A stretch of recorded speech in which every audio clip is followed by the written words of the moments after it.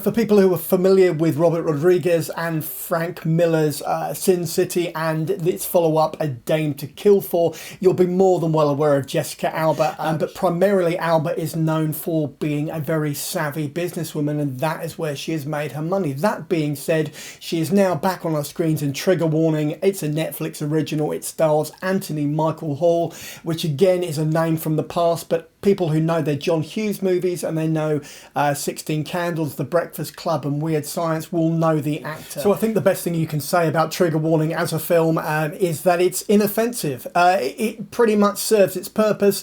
There's guns, there's ammo, there's a little bit of family tragedy. There's not a tremendous amount of depth. Anthony Michael Hall plays a passable bad guy as Ezekiel, which in itself is a name to be treasured. And Alba is serviceable in the role of Parker. She does the job she's supposed to be doing. She's executive producer on this as well, so there's vested interest, and I'm sure it will get the numbers because she still has a tremendous amount of draw in terms of what audiences are expecting from this type of film. And so it is, I'm going to be giving Trigger Warning a 3 out of 5 on the big old 5 scale for all the reasons I've previously gone through.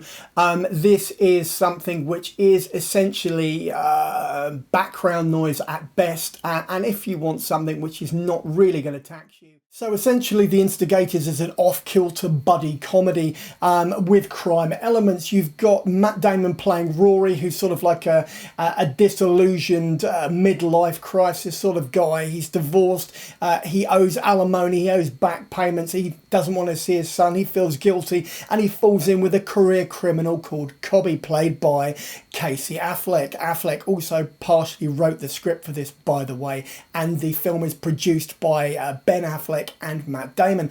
But anyway, the point is they then get into a robbery situation where they're trying to rip off the corrupt Boston mayor, played by Ron Perlman, with his sidekick played by Toby Jones.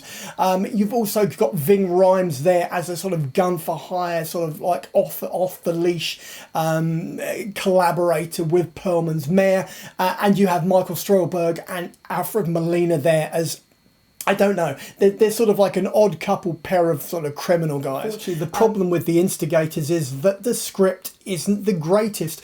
This is marketed as a comedy, and yet I'll be honest, I didn't really laugh at all, and I really wanted to like this movie because they're really decent actors. It's a really talented cast, and for every reason on paper this should be an epic film. It should be easy, it should be a buddy comedy, there should be funny moments, there should be pathos, there should be like some sort of emotional core to Rory's dilemma, but none of that's there. You've just got these sort of like performances which are all good, but they all seem to be sort of not really quite connecting. Right, so I'm going to be giving this a 2 out of 5 on the big old 5 scale because this is a disappointment. It's not quite the Cleveland Steamer I'm maybe presenting to you, but it's certainly not great. So on that note, so the thing that makes Flora and Son so appealing, at least in the opening half an hour, is the fact that there really is there's no sheen, there's no gloss to this film at all. The performances both from Eve Hewson as Flora and from Oren Kinlan as Max, her son, really are quite naturalistic, and you get this real sense of community that sort of exists around their tenement block. You've got these teenagers who are using Instagram and they're using YouTube to film videos, and they're really, you know, they have musical aspirations, and it's the sense that Max feels isolated from that and doesn't feel either part of that or capable of doing that. So the thing about Flora and Son is that it really does, for me, gets to the heart of what it means to be to love music, to love songs, to get romantic over a lyric, to sort of embrace somebody through words. It really is. And I know it sounds cliched, and I know it sounds sort of like arty-farty, but I don't really care, because this is what the film brings out in you, will bring out in you, and it's a different way of looking at a rom-com. It's a different approach. It really does have a grounded working class sort of quality to it, and there is a sort of a resolution which is emotionally satisfying and ultimately brings, you know, brings it together for you as a viewer, as a member of the audience, watching on your own, however you want to do it. So for all my waffling, I'm going to be giving Flora and Son a 4 out of 5 on the big old 5 scale. There are some really solid naturalistic performances in there. It's a good story. It might be cliched, it's certainly not original, but it really does tap into exactly what makes this genre work and what continues to make it work throughout numerous films and so on and so forth. So that's my opinion. So on paper, everything about Ghosted should have worked. It was written by Rhett Reese and Paul Wernick. These are the guys behind Deadpool 1 to 3. Yes, that's the Deadpool that's currently making $1 billion at the box office. You had Chris Evans and Anna Diarmas, who were both, let's be honest, pretty good looking people. There was going to be obvious chemistry there. Surely there had to be. They were coming off Marvel and Knives Out / No Time to Die respectively. It was produced by David Ellison behind Annapurna Pictures. It was directed by Dexter Fletcher, who had clearly put his hand to Bohemian Rhapsody already and had a certain, shall we say, kudos as an independent director. So the thing about this film is that there is simply no chemistry between the leads. Let's say that again. There is no chemistry between the leads. Yes, they look pretty. Yes, they say all the right things and they do all the right things, but somehow there just doesn't seem to be that spark. There is a good film here somewhere, but the problem is it's almost impossible to find. There are elements which should work. There are scenes which should come together much better. Possibly the only decent thing in this is Adrian Brody, who just appears to be in a completely different movie because he's got a character, he's created a persona, there feels some sort of vague threat which comes through his, I think it's called LaVey, or I believe that's the name of the character. But it's about the MacGuffin is this suitcase atomic bomb thing called Aztec. The reveals are a little bit shoddy. Evans is, they're engaging, and Diarmas is engaging, and there are some interesting cameos in there from Sebastian Stan and Anthony Mackie, and believe it or not, Ryan Reynolds. Yes, you heard it, the man with the eye patch is back. But even they feel sort of like, well, did you fancy coming in for a day? Yeah, I'll do it for a day, it's not a problem. Right, so I'm going to be giving Ghosted 2 out of 5 on the big old 5 scale, because really this deserves to be so much better than it is. And not only is it just disappointing, it's sort of like it's a massive waste of the talent involved, and I have no idea what happened. But, and what's more, as with every project that David Fincher gets involved with, Mindhunter feels incredibly rich. It feels extremely well researched. It takes its time unpacking the story, establishing the location, the relationships, in this case between Holden Ford, played by Jonathan Groff, and Bill Tench, played by Holt McElhaney. Their chemistry in opposition to the things which they discover and the characters that they encounter and interview really is a key to the entire first season. That and the introduction of Dr. Wendy Carr, who's a psychologist, played by Anna Tove. And the fact that you do get to encounter fictional versions of Ed Kemper, played by Cameron Britton, and also Richard Speck as well. These are well-known serial killers during that period, and this was around the time when, as I said, the concept and the idea of people doing this over a period of years was completely unheard of and completely unclassified. So that's part of the charm, or part of the intrigue, I guess, behind the series as a whole. So Mindhunter digs a little bit deeper. It really it is incredibly dark. It is disturbing. It's not an easy watch. I don't recommend that people watch more than maybe 2 episodes of this 10-episode season on the trot, because ultimately you feel a bit dirty. You feel a little bit, you know, you don't really want to know these things. And this is the thing which is sort of a love-hate sort of like thing about Mindhunter as a whole. But the performances are excellent. Holt McElhaney is very good. Jonathan Groff and Anna Tove are excellent. But my hat comes off to Cameron Britton, who really gives Ed Kemper, really nails the idea of this character and this man, who was a very much a real guy. And should you feel inclined, there are interviews you can watch of Kemper at that time, and the likeness is spot on. So for Mindhunter Season 1, I'm going to be giving this a big 5 out of 5 on the big old 5 scale, because this really is landmark stuff. This is masterful television, just as the first 2 seasons of House of Cards were excellent. Mindhunter Season 1 is just an absolute over the fence, out the park moment, and the performances and everything about this show screen quality and deserve your immediate attention. So on that note, I think the thing to remember going into If, this is a huge departure for writer-director John Krasinski, who is best known for the Quiet Place trilogy.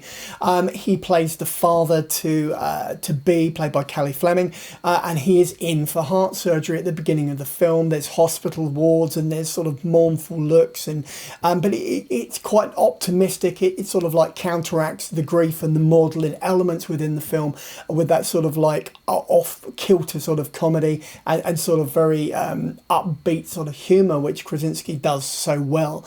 You've also got Fiona Shaw in there as the grandmother, who plays a very key element in the story as a whole.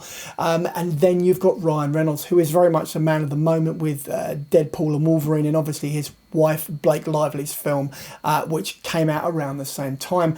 In this particular instance, he plays Cal, who is quite an understated and shall we say reined in version of his usual comedic persona.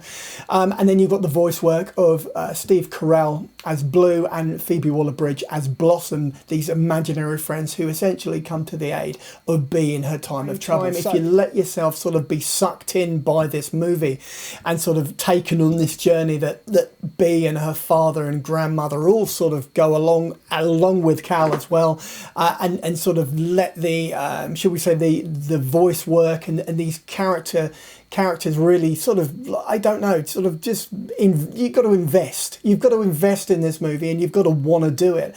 Yes, it's a children's film. Yes, it is very much aimed at the sort of half-term school holiday market, and for that reason I take nothing away from it, but there are some serious sort of adult themes in there as well. There's this reconnection with your innocence, with the imagination which drives everybody, which gets everybody out of bed, and sort of like pushes you forward and makes you realise that maybe there's more to life than just going to work, paying your bills and going out down the pub for a pint. This isn't, there's nothing particularly new here or groundbreaking, but what they've done well, and it's consistent and it's entertaining, and I don't know what else more you could ask from a movie. So on that note, I'm going to be giving If, the home entertainment release of the John Krasinski movie, a 4 out of 5 on the big old 5 scale. It's got decent characters, it's a good story, it's well told, it's not boring in the least, it's inventive, and it's quite funny, and it's got some decent celebrity A-list cameos in there to boot. So now, the first thing to realise is this is a Mark Wahlberg production. Yes, he is backing this. This is why Farino is involved, because he was involved in Entourage, and you get the impression he got the gig because they might be mates. The problem is that Wahlberg used to do good films. He used to be in Boogie Nights. That's a great film. Watch that. Don't watch The Union. Yes, I'm saying that about 5 seconds into this film. Halle Berry was she was in Monsters Ball. She's a good actress. Obviously, she did Catwoman. We forgive her for that, but this is just pap. Unfortunately, the Union is a by the numbers spy movie that really doesn't try particularly hard to surprise or be particularly original. Ultimately, she now works for an undercover espionage outfit called the Union. He's a construction worker. She needs him to come to London. She drugs him, and they end up in London. J.K. Simmons wanders around in a baseball cap, looking surly, and actually doing a decent job, and everything else is a bit ho-hum. So the problem with the Union is that it's trying to be Mission Impossible. It literally rips a plot from the Mission Impossible, the first movie, where there's a knock list. This time there's a list of agents. If it gets out into the open, everybody dies. It's the same plot. Problem is, everything happens in daylight. The choreographed fights are half decent, but it's all production value, and there's no tension. It doesn't feel like a thriller. If you've never been to London, you get to see some nice bits of London, and it's all nice and sunny. But that's not really why you want to watch the movie. Right, so I'm going to be giving The Union a 2 out of 5 on the big old 5 scale, for all of the reasons that I've mentioned, and the fact that it's simply just lazy. Mike Coulter's in it, by the way, the guy from Luke Cage, and he's sort of cool, and he needs to be mentioned, but there you are. I've mentioned him at the end. That's all you're getting. One of the things which makes Slow Horses such a compelling watch as we roll into season 4 of this Apple TV original is the fact that you have the dichotomy between the Slough House reprobates and the uptight and precise park sort of mechanism, which is MI5, headed up by Diana Taverner, played by Kristen Scott Thomas. In this particular series, what you've got River Cartwright up to his neck in trouble once again, thanks in part to his father, who is suffering from a mild form of dementia, which is getting increasingly worse. Something kicks off at his farmhouse, as in his father's farmhouse, forcing River to head off into, should we say, unknown territory. So season 4 of Slow Horses is really elevated by the introduction of 2 new characters, the first of which is Emma Flight. She is the new top dog at the park. She's the one on a short leash, the leash being held by Diana Taverner. The second is Hugo Weaving's character, who, for the sake of, shall we say, intimate plot details, I'm not going to reveal, but suffice to say that Agent Smith makes an appearance in this series, and it's truly epic. The actress who plays Emma Flight is Ruth Bradley, and she really has some decent chemistry on screen with Gary Oldman as Jackson Lamb, and there is a real spark between them, which really does give this series some extra depth. There's just no denying the quality, which is consistent throughout and has been throughout these 3 seasons and into this 4th one. This is why Apple TV really wants to keep this going for as long as they humanly can. Mick Herron, Gary Oldman has already said that he will play this. This may well be the last role he plays, and if that is the case, then this is one hell of a swan song. So I'm going to be giving Slow Horses season 4 on Apple TV now a 4 out of 5 on the big old 5 scale. Why? Because Jackson Lamb is just the most epic character. It's laugh out loud funny, he's savvy, he's smart, and he smells. That's just what a combination. Suffice to say that Kristen Scott Thomas, Jack Loudon, Jonathan Pryce, Hugo Weaving, and the rest of this epic ensemble really do hit this out of the park. What more of a recommendation do you need? It's time to dive into that trailer. Let's do that. And so it is, you've reached the end of the video review for Slow Horses Season 4, which is currently streaming on Apple TV+, stars Gary Oldman, Jonathan Pryce, Kristen Scott Thomas, Jack Loudon, and a whole host of other epic actors. So this is the bit where I go. If you've liked the video, give me a thumbs up. Failing that, you can just drop a comment in the comment box below and I will respond. And finally and lastly, you can just subscribe so that every Tuesday and every Saturday when I drop another one of these videos literally into your lap, then you can pop in and watch or listen to as much or as little as you like, and then go about your day. In the meantime, check out the rest of the channel and maybe pop over to the Patreon page. Take care. Cheers now. Bye.